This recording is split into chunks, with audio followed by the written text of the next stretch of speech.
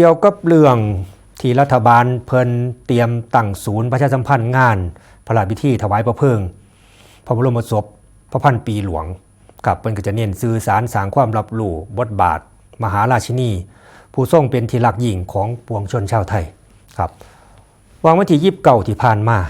ครับก็คือเมื่อวานนี่ครับอยู่ตึกบัญชาการ1ทำเนียบรัฐบาลนางสาวสุภมาศอิสระภักดีเป็นรัฐมนตรีประจำสำนักนายกรัฐมนตรีในฐานะ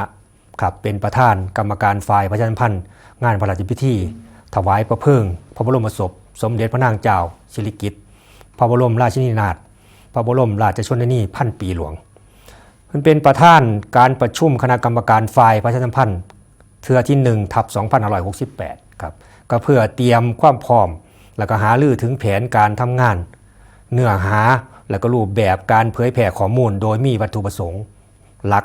ก็คือเพื่อขับเคลื่อนการประชาสัมพันธ์เนื้อหาที่เกี่ยวข้องกับพระบรมราชชนนีพันปีหลวงทั้งหมดอย่างเป็นระบบรอบด้านถูกต้องและก็เหมาะสมเพื่อให้งานพระราชพิธีครั้งนี้ครับดำเนินไปอย่างสง่างามสมพระเกียรติโดยมีผู้แทนจากหลากหลายหน่วยงานสำคัญทั้งภาครัฐภาคเอกชนและก็สื่อมวลชนทุกแขนงเข้าร่วมครับนางสาวสุภมาศเพิ่นก็ยังย้ำอีกครับว่าการประชาสัมพันธ์ถือเป็นเรื่องเร่งด่วนที่จะต้องดำเนินการทันทีเพื่อสร้างความรับรู้ให้ประชาชนทุกกลุ่มได้เข้าใจถึงครับเรื่องดังกล่าวในวงกว้างเพื่อแสดงความอาลัยอย่างสูงสุดและก็น้อมรำลึกถึงพระมหากรุณาธิคุณอันหาที่สุดมิได้ของพระบรมราชชนนีพันปีหลวงผู้เป็นที่รักและก็เคารพเทิดทูนอย่างยิ่งของปวงชนชาวไทยครับทั้งนี้คณะกรรมการครับเพิ่นได้ร่วมกันวางแผนและก็กำหนดกรอบระยะเวลาไทม์ไลน์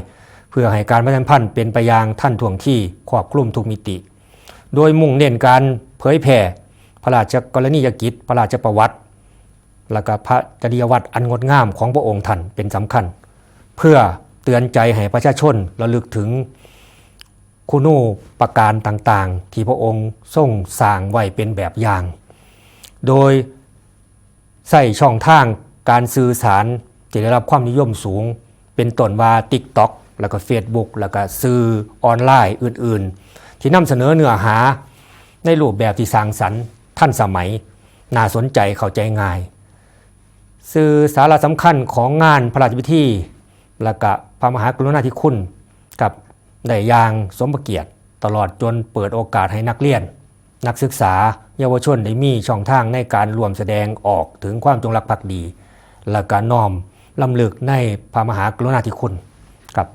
นางสาวสุภมาศกล่าวเพิ่มเติมอีกครับว่าคณะกรรมการฝ่ายประชาสัมพันธ์ครับยังเตรียมใส่เทคโนโลยีปัญญาประดิษฐ์ก็คือ AI นะครับเข้ามาซอยในการสื่อสารด้วยการพัฒนาครับแชทบอทสามารถให้บริการข้อมูลแก่ประชาชนได้ตลอด 24 ชั่วโมงโดยมอบหมายให้กรมประชาสัมพันธ์เป็นผู้รับผิดชอบกับเปิดเว็บไซต์เพื่อประชาสัมพันธ์ข้อมูลอย่างเป็นทางการ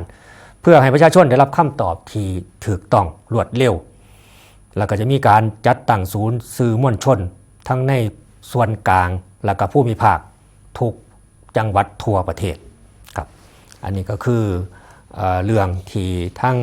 หน่วยงานที่เกี่ยวข้องครับจะต้องเฝ้าดำเนินการนะครับก็คือการตั้งศูนย์ประชาสัมพันธ์งานพระราชพิธีถวายพระเพลิง